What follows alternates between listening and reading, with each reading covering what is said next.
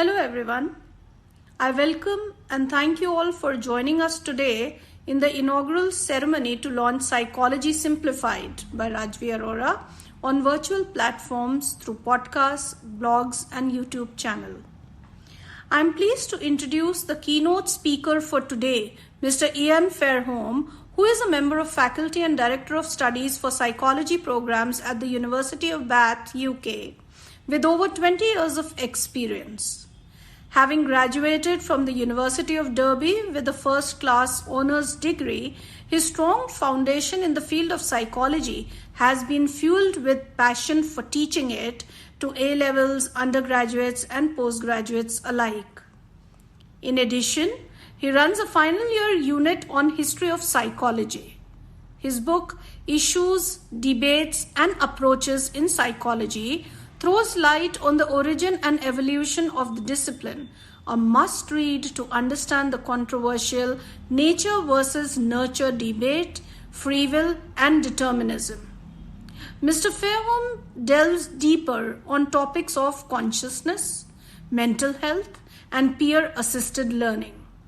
His Psychology Film Club organizes many thrilling and chilling movie shows to provide an insight into how psychology and mental health are represented in films interestingly. He possesses a unique personality, being fun-loving, accessible, empathetic, down-to-earth individual, mentoring and guiding numerous people, and above all, a wonderful human being. So let's turn the time over and listen to what Mr. Ian Fairholm has for us. Because it's my career. That's academic psychology. That's psychology within universities and psychology as a research scientific profession. So psychologists, scientists collecting data, solving problems, carrying out analysis and applying those theories and hypotheses and those data to help people to improve their lives. So my aim in these 20 minutes is to show that these three types of psychology are very different, but they are importantly related. So although academic psychology is perhaps the most important form of psychology in terms of really understanding and studying psychology, that to really learn about psychology, you need to know all three types, you need to know the difference between them. And also I'm going to argue that you can learn from all three types as well. So you don't just have to be an academic psychologist to be able to learn about psychology. Anyone can do it, but actually even academic psychologists need to remember that the other two types of psychology are important as well. So I hope that's clear so far. I'm going to give you a little story from my own life now to demonstrate these three types in a bit more detail. This isn't a particularly personal story, it just happens to be one that I remember. So some time now ago, 1993, I started my psychology degree at the University of Derby. And as part of that, I would go to the campus and I would attend lectures and tutorials and seminars, and I would collect data, I would do lab classes, and that was what I did during the day. And that was me learning about academic psychology. I learned facts, I learned theories, I learned approaches, I learned how to be critical, I learned how to analyze data, and so on and so forth. And that's kind of what I've been doing pretty much for the last 20, 25 years or so of my life, really. I've been doing that first as a student, and then as a master's student, and then as an academic, and as a lecturer, and as a senior lecturer. So that's academic psychology. But while I was studying in 1993, one evening I went home and I put the telly on, and I sat down to watch a new show that was on in Britain for the first time. I don't know how popular the show was outside of Britain. I know that it was kind of shared in America, but I'm not quite sure whether it made it all around the world. But that TV show is a show called Cracker. Now, Cracker was a crime series, and the central character of Cracker is a character called Dr. Edward Fitzgerald. But in the TV series, he most commonly goes by the name of Fitz, so that's what I'll call him. Now, Fitz was a psychologist. He was played by Robbie Coltrane. A lot of you will know who Robbie Coltrane is. If you don't know who he is, if you've ever seen any of the Harry Potter films, Robbie Coltrane was Hagrid in the Harry Potter films, and he did those after he made the Cracker TV series. Now, in the TV series, Robbie Coltrane plays this character Fitz, who is mainly a criminal psychologist. That's what he predominantly does. He dabbles in other things as well. He does a bit of teaching, he does a bit of relationship counseling, he does a bit of clinical psychology, but he's mainly a criminal psychologist. And his speciality, which is why the show is called Cracker, is that he is a cracker of criminals. That's what he does. He spends the series getting inside the heads of these criminals, learning their motivations, and by doing so, he gets them to confess to their crimes. That's kind of what he does. He gets in their heads, he works out what they're doing, and he gets them to admit their crimes and admit what they've done. Now, Fitz in the TV show is a genius. He's very, very clever. He's very, very smart. He has a real insight into these criminal minds. But he's also very troubled. He's a very arrogant man. He's a very egocentric man. He smokes, he drinks far too much. He eats far too much. He cheats on his wife. And also he gambles. And it's the gambling that's particularly important. We learn right from the start that he's a gambler, and he's, has a bad time with gambling, because right in the start of the first episode, he puts a bet down and he loses all his money. So he then has to go and do a lecture, and he does the lecture so he can get some cash because he has no money. And he goes into the lecture. Now, it's worth stressing that the lecture he gives is very different from the lectures that I would be giving and the lectures that I experienced at university. So he goes in, and there's a pile of books on the desk, and he picks up the book as though he's about to read from it. And he announces the author of the book, and he says the author's name is Spinoza. And then he throws the book away. He throws it into the audience. And he takes the next book, and he says Descartes, and he throws the Descartes book away.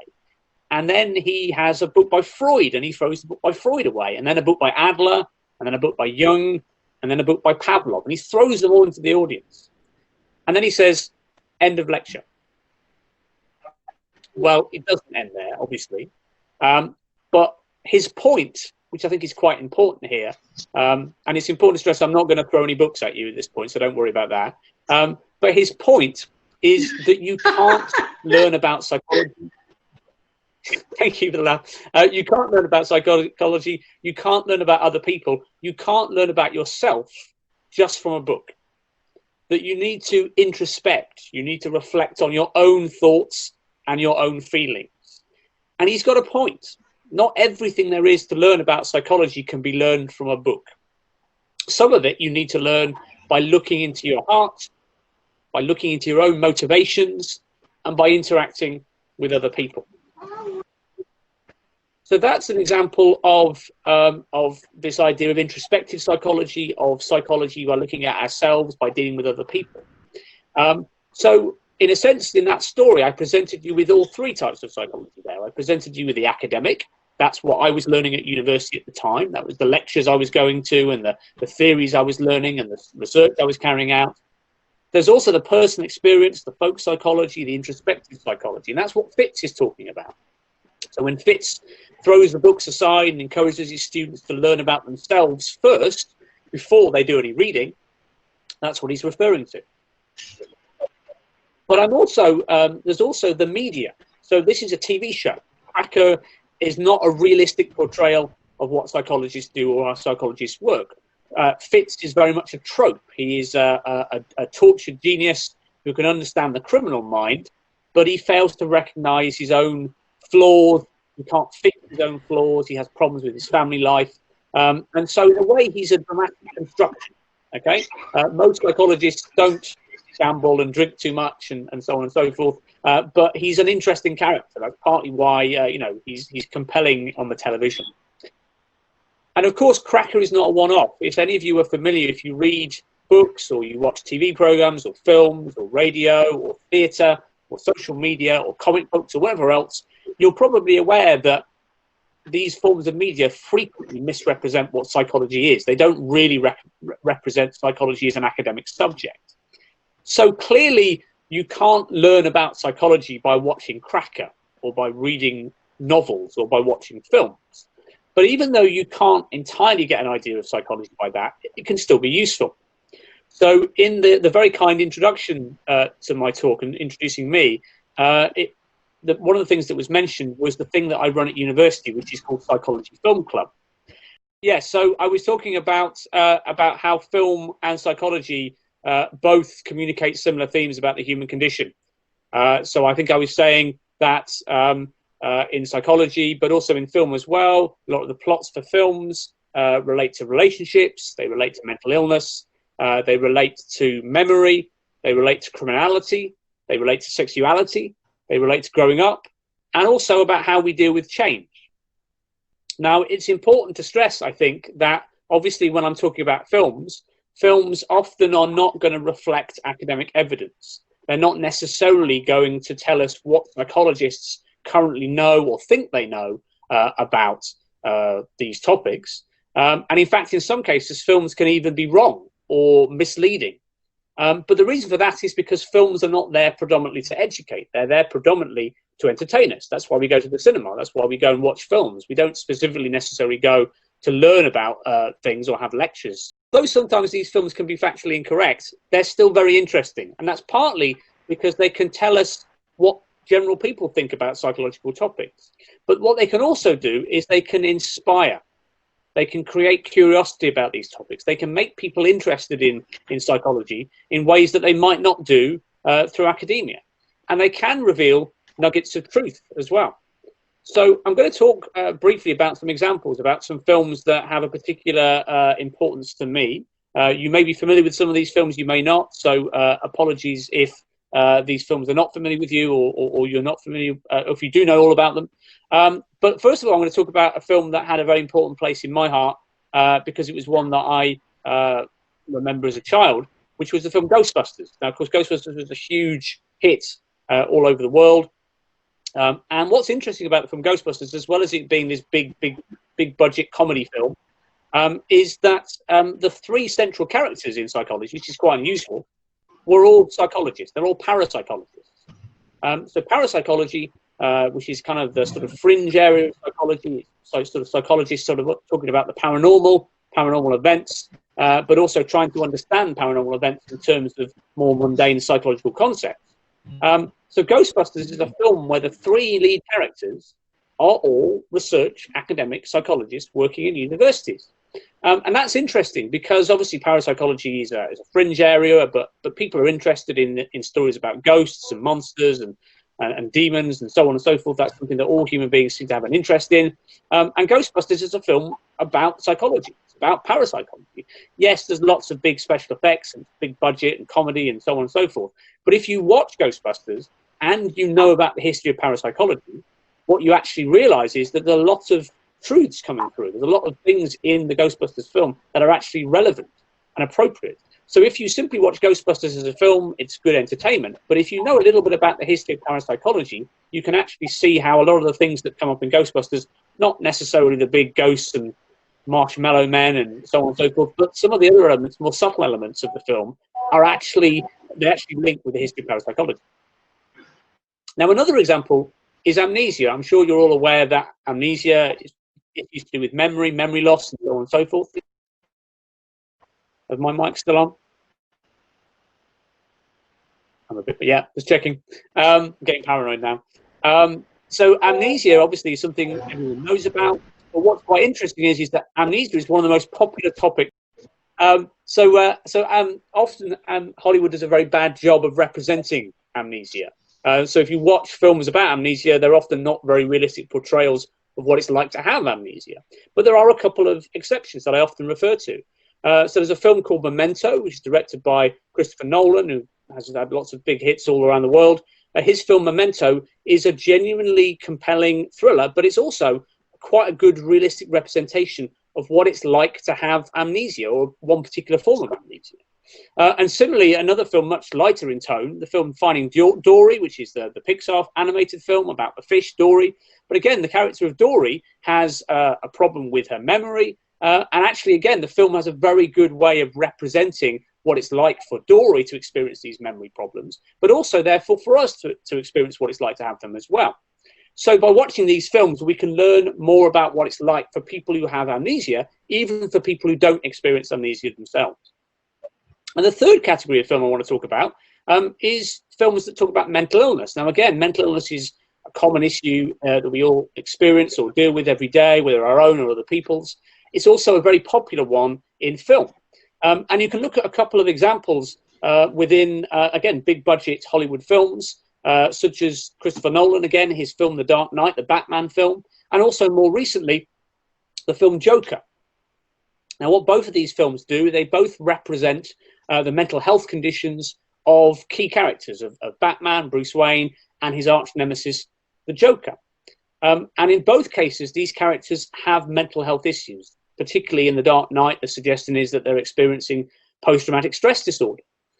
Whereas in the Joker film, the more recent Joker film, Joker clearly has certain mental health problems. And the film also reflects very well on the role that society plays in either kind of enforcing or making mental health worse, or potentially improving mental health as well.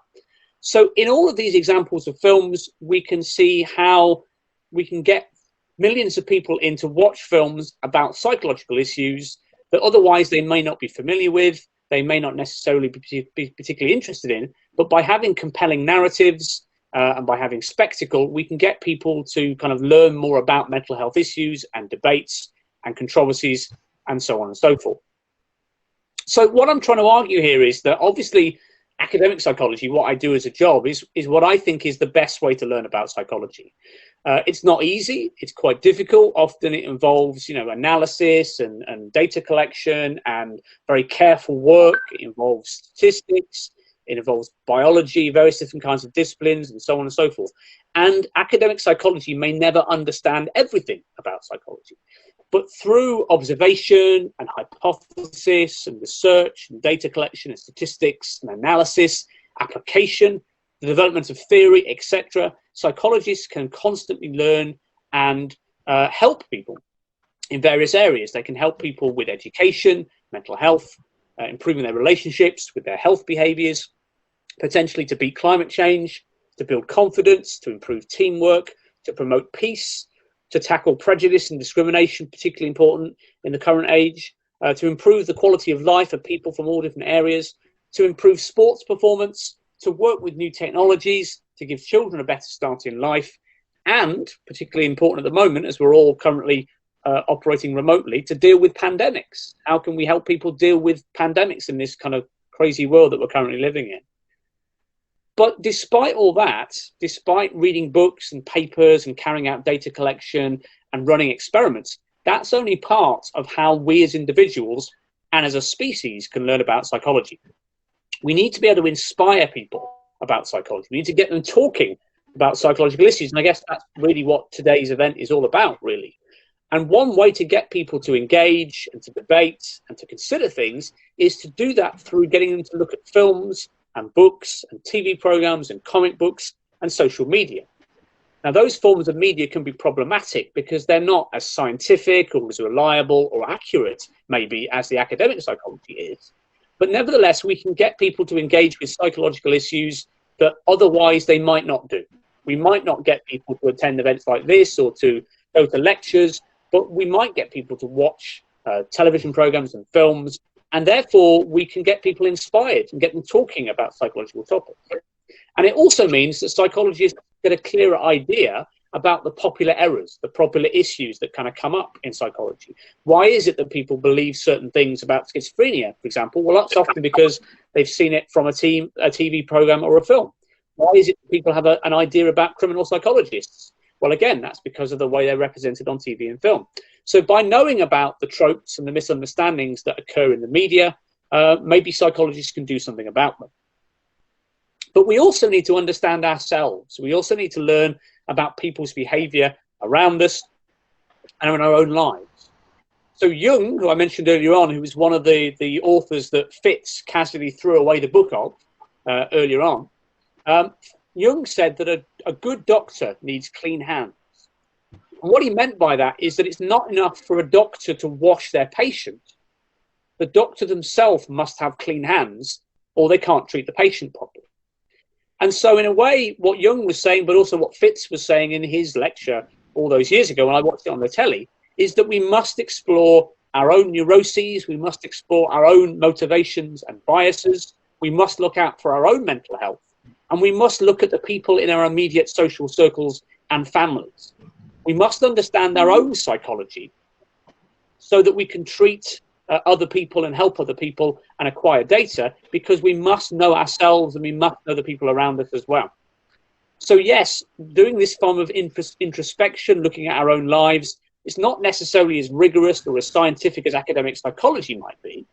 But as long as we're not navel gazing, as long as we're not focusing just on ourselves, then doing this can provide us with important insights, and it can also protect us. It can also make sure that we consider our own needs, even whilst we're looking out for the needs of others. So I'm nearly at the end of my 20 minutes now, and I hope that's been okay. What I've tried to argue in these 20 minutes is that kind of psychology can be divided into three different types, into these three types: the academic, media representations of psychology, and also our own internal mental lives. And I think they're all potentially useful, but in different ways. Now, clearly, to understand psychology and help as many people as possible, I think we do need the academic psychology. We need to have robust scientific academic psychology, collecting data, proposing theories, and getting that data out to people. But media psychology provides us with an insight. It helps to get people interested in psychological topics, just as this topic today has been. And it also means that people might engage in things they otherwise wouldn't engage in. And also it gives psychologists a clearer understanding about the tropes and the misunderstandings that the general public might have. But also, we need to know ourselves. We need to be observing the data of the people around us. We need to check that they're okay and that we're okay. We need to recognize the baggage and the biases that we bring to our own understanding before we can understand other people. And there we go. That's me done. I hope that was interesting, insightful. Thank you very much. Thank you so much, sir, for your valuable address. And yeah, exactly. Right now, in this type of a pandemic situation, psychology is the need of the hour, where there are number of suicides going on and pandemics and all. Psychology is definitely the need of the hour. Okay, so before we go ahead, I again wanna appreciate all of us, and I wanna appreciate all of your participation, as we have our participants right now from Hong Kong, US, Dubai, and India. So that's a great thing for us, for a great start. Okay, so we will now go ahead and hear it from Ms. Rajavee Arora. She is a work-in-progress psychologist pursuing psychology honors from University of Bath, UK, and is an alumni of Maharaja Savai Man Singh Vidyalaya. Before I go further, am I audible to everyone, as there was an audio issue?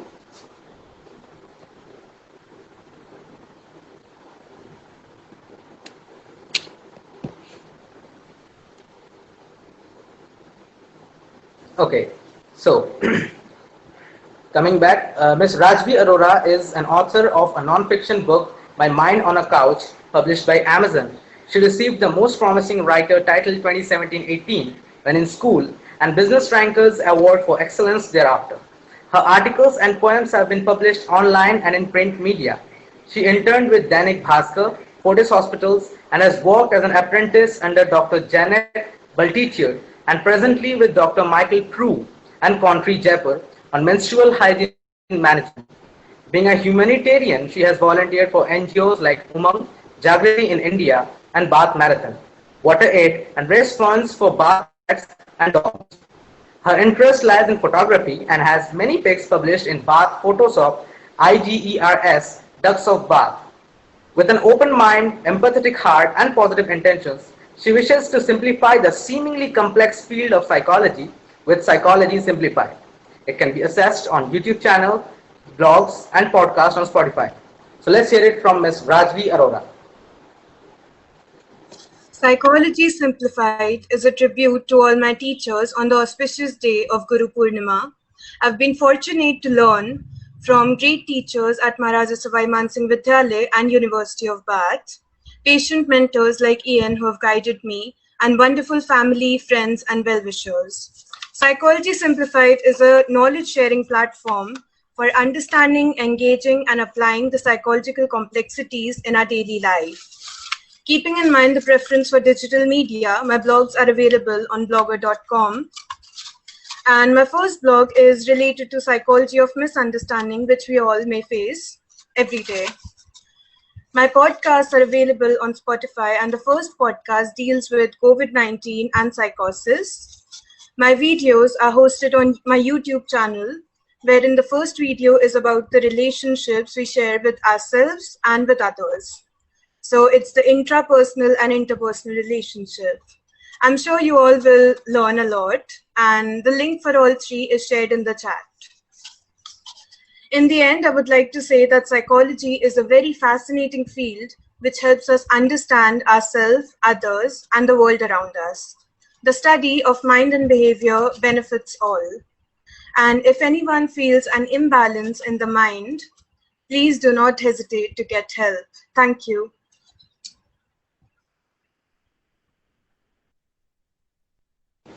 Thank you, Rajvi, for this brief description for this new platform. Okay, so I believe again there is some connectivity problem. The voice has cracked, although Anubhav has concluded the session for us. I think I will take over. It is a contingency, where I need to wind up the session on behalf of Anubhav, the host for today. The only thing that remains to be said over here is that on this auspicious day of Guru Purnima, I'm very thankful to all of you who took your valuable time to come over here and encourage this knowledge sharing platform of Psychology Simplified, which is an endeavor of Rajavee Arora. And I also want to specially put in my thanks to Mr. Ian Fairholm, who has very clearly demarcated between the three types of psychology. That is one of the academic kinds where, generally the students learn the facts and the theories and the data and the research. And the second, he put in very aptly his personal experiences and anecdotes and with the wonderfully interesting examples from movies to describe Amnesia, and especially I like that part where he talked about Dory, and now I can relate with it better. I have to watch it again. And of course, I would also like to put on records that the main important aspect of psychology as a mental illness has also been explained wonderfully well by him. So besides Mr. Ian, who on a very short notice agreed to encourage his student whom he has been mentoring, I especially thank my own mentor, Major General R.S. Chatwal, and all my family and friends who have taken time out to come over here on this online platform and stand up to support the new venture, Psychology Simplified. So I hope you will look at the links which have been provided in the chat by Rajavee Arora, and the video will be uploaded by tonight. Rest, both the things are available. I absolutely feel obligated and thankful to all of you. Thank you so much.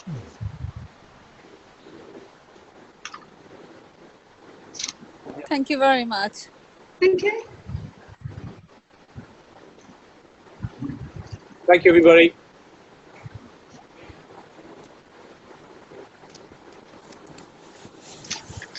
You guys did amazing.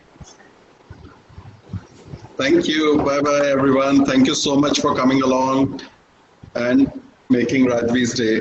Thanks, Ian. Thanks a lot. Thanks, Anubhav, Rajvee, my mom, my bhabi, Ojas, I could see, Ramna, Alkadi, Yogesh ji, Abid Khan, Ankit Jain, Tejas Kumar, Vanshika Sen, Tara Bhatnagar. I can see certain people, but yes, I may have missed out on most of you. Thank you so much, everyone. Now I'll wind up from my side. Bye-bye. Good night. Take care. And please do visit the links. Bye. All the best, Rajvee. Well done. Bye-bye. Thank you very much, all. All the best, Rajvee. Thank you. Well done, Rajavee. Thank you. Well done, Rajvee. Thank you. Thank you, everyone.